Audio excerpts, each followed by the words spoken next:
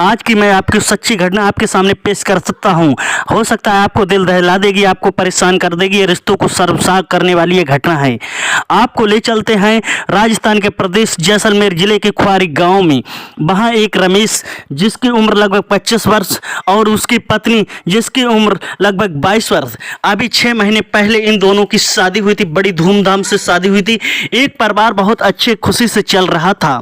अचानक रमेश की एक नौकरी छूट जाती है प्राइवेट और वो रुपए को तरस जाता है। तभी उसकी पत्नी रागिनी कहती है कि चलो हमारे घर पे और वहीं ससुराल में चलो, वहीं तुम कुछ काम करना और वहीं रहना थोड़े दिन, जब सब सही से हो जाएगा उसके बाद में फिर वापस हर के घर पे आ जाऊंगा। कुछ ऐसा हुआ, रमेश ससुराल भी चला गया और वहाँ थोड़े दिन रहने लगा। मगर उसकी वहाँ जो सास थी जिसकी उम्र लगभग 42 वर्ष थी, जिसका नाम नित्या था, क्योंकि नित्या और रमेश आपस में एक दूसरे को बहुत चाहते लगे, दोनों रहने लगे और रमेश ने नित्या को अपनी सास को पसंद कर लिया था। दोनों में बहुत प्यार बढ़ गया।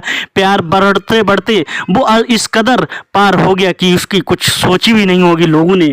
एक दिन क्या हुआ कि रमेश और नित्या अपनी सास के साथ अपने कमरे में संबंध बना रहा था। रात में जब उसकी पत्नी उठी, उसने देखा रमेश को कि यहाँ पे रमेश नहीं है मेरे पास। तभी वो बाथरूम में, टॉयलेट में, सारे में कमरों में उसने देखा, मगर रमेश नहीं था। देखा तो रमेश उसकी माँ के पास लेटा हुआ है आपत्तिजनक स्थिति में।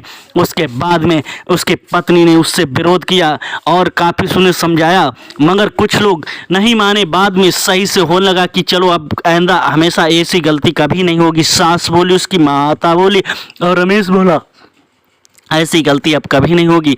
फिर उसके बाद ठीक से चलने लगा। 10-15 दिन गुजर गए क्योंकि दोनों लोग एक दूसरे को बहुत चाहते थे। फिर क्या हुआ, दोनों लोग जंगल में चले गए एक दिन और जंगल में से वो फरार हो गए। लोगों का कहना था कि अब वो गायब हो गए मोहल्ले में और गांव में। अब वह फैल गई कि दोनों लोग की बेटा जो उनका दामाद था वो अपनी सास को ही लेकर फरार हो गया।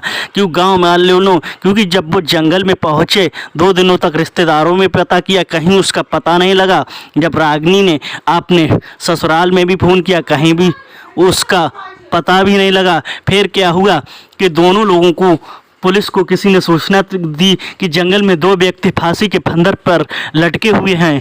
तो ऐसे ही जब सूचना मिली और देखा कि घर में कोहराम मच गया है, जब उनकी पोस्टमार्टम कराया गया दोनों लोगों का, सास और दामाद का, जब पता लगा कि जंगल में दोनों लोग गए थे, उनने फांसी फंदे लगाने से पहले दोनों लोगों ने जंगल में आपसी संबंध बनाए थे। उसके बाद दोनों लोग फंदे पर लटक गए थे।